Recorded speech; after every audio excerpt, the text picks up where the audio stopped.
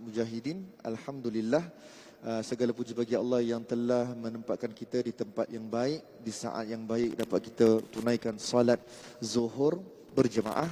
Izinkan saya untuk berkongsi sepotong hadis ataupun tazkirah yang ringkas agar ianya menjadi satu peringatan untuk diri saya sendiri dan para teman-teman, insya-Allah.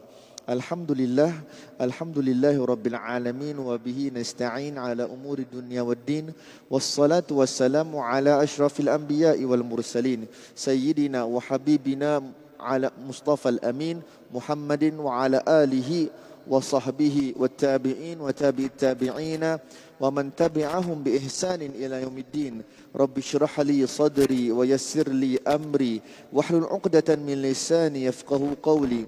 Rabbi shrah li sadri wa yassir li amri wahlul 'uqdatan min lisani yafqahu qawli. Rabbi shrah li sadri wa yassir li amri wahlul 'uqdatan min lisani yafqahu qawli. Subhanaka la 'ilma lana illa ma 'allamtana innaka antal alimul hakim. Amma ba'd. Alhamdulillah, di kesempatan ini izinkan saya untuk saya membacakan sepotong hadis. Ya, hadis ini diriwayatkan oleh Imam Al-Bukhari dan Imam Muslim, yang mana perawinya adalah seorang sahabat Rasulullah SAW bernama Abu Hurairah. Jadi ini adalah antara hadis-hadis yang saya bacakan kerana ianya merupakan hadis yang ringkas tetapi mempunyai pelajaran ataupun hikmah mutiara yang amat padat yang meluas, insya-Allah. Maka saya bacakan bismillahirrahmanirrahim. An Abi Hurairah radhiyallahu anhu qala Rasulullah sallallahu alaihi wasallam ittaqu al-la'inaini. Qalu wa man la'inani ya Rasulullah? Qala alladhi yatakhalla fi tariqin nasi aw dhillihim. Rasulullah SAW pernah bersabda, ittaqu al-la'inaini. Bertakwalah kamu ataupun jauhilah kamu daripada dua orang yang senang dengan mencerca ataupun memberi cercaan. Maka sahabat ketika itu bertanya, qalu wama al-la'inani ya Rasulullah, dan siapakah dua orang ini yang senang dengan mencerca orang ya Rasulullah?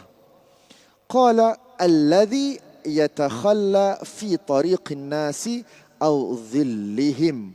Maka Rasulullah menjawab, alladhi yatakhalla, mereka dua ini adalah yang mengambil, alladhi yatakhalla fi tariqin nas, yang mengambil jalan orang. Senang kata, ambil tempat yang mana public dan jadikannya tempat qada hajat. Yatakhalla fi tariqin nas aw dhillihim. Mereka dua ini adalah orang yang mengambil jalanan dan dia lepaskan qada hajatnya ataupun di tempat teduhnya orang sedang berjalan. Jadi senang kata, kita tahu yang mana di luar sana ada jalan-jalan, adanya kadang-kadang kita dapat lihat adanya taman bunga, taman orang kata apa, di situ ada pokok-pokok. Maka ada orang yang mengambil tempat jalanan orang ataupun tempat yang orang selalu teduh di bawah pokok untuk qadakan hajatnya.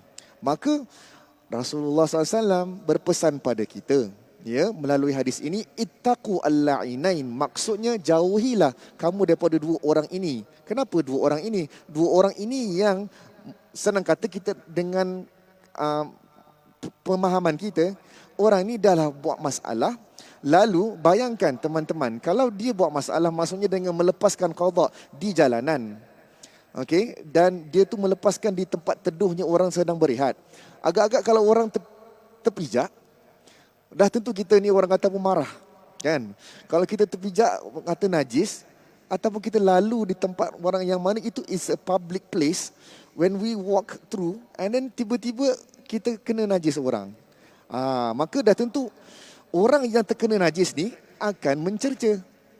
Itu maksud Rasulullah, jauhilah kamu daripada dua orang ini. Maksudnya orang yang mencerca. Kenapa? Kerana disakiti. Kerana mereka ni senang kata disakiti dengan najis di jalanan.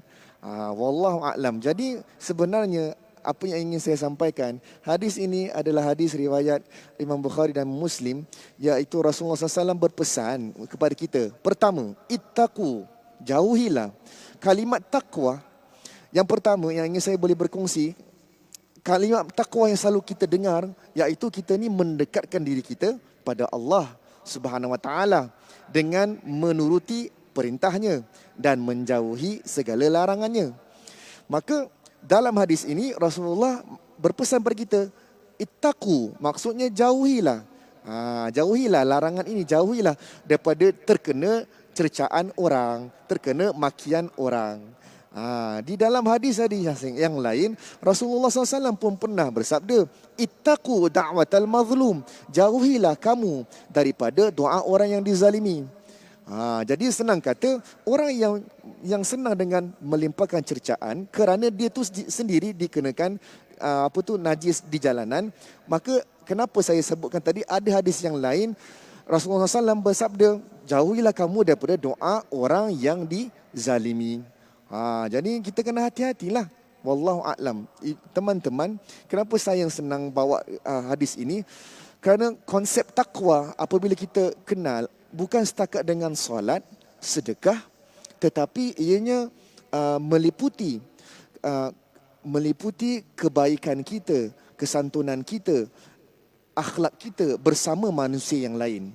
Di saat kita ni kenal Allah, solat pada awal waktu di dalam masjid, tapi jangan lupa hak manusia yang lain apabila kita ni bergaul dengan manusia, majikan kita, teman-teman kita, saudara kita, kita punya anak-anak, suami dan isteri. Maksudnya ialah hubungan kita dengan manusia harus kita jaga. Sebab itu Rasulullah SAW berpesan di dalam hadis ini, jangan sampai kita terkena cercaan orang. Kerana dengan kelakuan kita sendiri, apabila kita menyakiti orang lain, disebabkan orang itu boleh cerca kita, walaupun tanpa disedari. Di dalam hadis yang lain, tanda-tanda orang yang beriman ataupun tanda-tanda orang yang beriman ada dua. Tanda yang besar dengan kita mengucapkan la ilaha illallah, iaitu kita yakini di sebalik kalimat la ilaha illallah Muhammadur Rasulullah, yang mana tak ada Tuhan yang berhak disembah melainkan Allah SWT. Pengabdian kita pada Allah SWT, itu tanda seseorang itu beriman pada Allah, yang di saat imannya darjatnya tinggi. Tetapi Rasulullah pesan di dalam hadis itu yang sama, dan wa aqalluha dan wa adnaha, yang paling ringan, yang paling orang kata perendah iman seseorang itu apabila mereka jalan, di situ adanya imatatul adha wa imatatut tariq. Sekiranya di jalanan, kita ni jalan, adalah kita terlihat kaca, serpihan kaca ataupun duri, bila kita angkat dan kita letak tepi, maka senang orang berjalan tanpa disakiti. Itu tandanya seseorang itu pun beriman.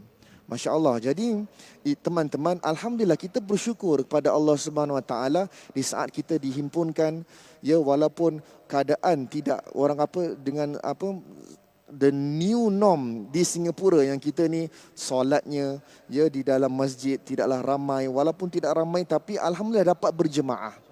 Kita dapat berjemaah, kita dapat bersatu di bawah bumbung rumah Allah Subhanahu Wa Taala untuk dekatkan diri kita pada Allah Subhanahu Wa Taala melalui solat. Tapi jangan lupa ruangan untuk kita berbaik dengan manusia, hubungan kita dengan Allah Subhanahu Wa Taala melalui solat. Maka sesuai dengan firman Allah Subhanahu Wa Taala, di saat Allah Subhanahu Wa Taala memperkenalkan dirinya kepada Nabi Musa dalam surah Taha, a'udzubillahi minasyaitonirrajim, innani anallahu la ilaha illa ana fa'budni. Sesungguhnya aku, iaitu Allah SWT, di saat dia memperkenalkan kepada Nabi Musa di Bukit Tur Sina, innani anallah, sesungguhnya aku Allah, tiada Tuhan yang berhak disembah, maka sembahlah aku. Maka dalam ruangan untuk menyembah Allah, mengabdikan diri pada Allah, menjaga hubungan itu, sambungan ayat itu Allah SWT kata apa? Wa aqimis salata li dzikri. Dan kamu wahai Musa dirikanlah salat untuk mengingati Allah. Jadi alhamdulillah teman-teman, kita dalam ruangan di masjid ini dapat kita tunaikan solat jemaah, solat fardu, kemudian dengan sunat-sunatnya. Jangan lupa juga bahagian yang nombor 2, bahagian antara kita dengan sesama kita. Di saat Allah SWT mengharamkan kezaliman ke atas dirinya, maka Allah SWT katanya dalam sebuah hadis qudsi melarang kita untuk berlaku zalim. Berlaku zalim ialah dengan kita tidak meletakkan sesuatu yang benar di tempatnya, di waktunya. Jadi sesuai dengan apa aturan yang Allah SWT takdirkan pada kita di saat ini, di musim COVID-19 ini, dengan aturan yang ada di Singapura, nak pergi masjid ada cara-caranya, ada dunia tata tertibnya. Itu tidak lain tidak bukan kita menempatkan keadilan di suatu tempat, di tempatnya dan di waktunya. Jangan sampai kita menyebabkan seseorang itu, menyebabkan sanak saudara kita, saudara Muslim kita ni merasa kesakitan. Sesuai dengan hadis yang saya tadi sampaikan, sama jugalah kita boleh ambil pengajaran, jangan sampai perilaku kita menyebabkan orang lain disakiti, menyebabkan orang lain mencerca kita, menyebabkan orang lain mendoakan ke atas diri kita. Samalah dengan orang kata apa, kita punya kelakuan apabila kita ni nak letakkan kenderaan kita dengan sempurna ataupun tidak. Sesuailah dengan kalau sekiranya kita ni menjaga hak majikan kita bila kita pergi ke kerja, ya, insya-Allah kita mohon agar Allah Subhanahu Wa Taala jadikan kita antara orang yang sentiasa menjaga haknya dan menjaga hak sesama kita, sesama manusia, lagi-lagi sesama orang Islam, dan lebih-lebih lagi kalau dengan orang yang kita kenal, ya, insya-Allah. Teman-teman yang saya kasihi, alhamdulillah. Jadi itulah antara pesanan yang ringkas yang kita dapat lihat. Hadis ini sesuai sangat bila kita ni melihat dalam konteks kehidupan kita di Singapura. Ya, kita boleh ambil yang mana kita ni bukan nak orang kata apa, nak mengabdikan diri kita pada Allah saja, tetapi dengan manusia. Jangan sampai kita punya kelakuan, akhlak kita, kesantunan kita tu tak ada di hadapan orang lain. Ya, insya-Allah. Jadi alhamdulillah, saya tutup dengan tasbih kafarah dan kita duduk dengan bacaan doa, insya-Allah. Subhanakallahumma wa bihamdika asyhadu an la ilaha illa anta astaghfiruka wa atubu ilaik. Bismillahirrahmanirrahim. Alhamdulillahirabbil alamin. Hamdan na'imin hamdan syakirin. Hamdan yuwafi ni'amahu wa yukafi'u mazida. Ya Rabbana lakal hamdu kama yanbaghi li jalali wajhika wa 'azimi sultanik. Allahumma salli wa sallim wa barik ala sayyidina Muhammad wa ala ali sayyidina Muhammad kama sallaita wa sallamta ala sayyidina Ibrahim wa ala ali sayyidina Ibrahim fil alamin innaka Hamidum Majid. Allahumma inna nas'aluka al-'afwa wal 'afiyah والمعافاة الدائمة في ديننا ودنيانا وأهلنا ومالنا. اللهم استر عوراتنا وآمن روعاتنا.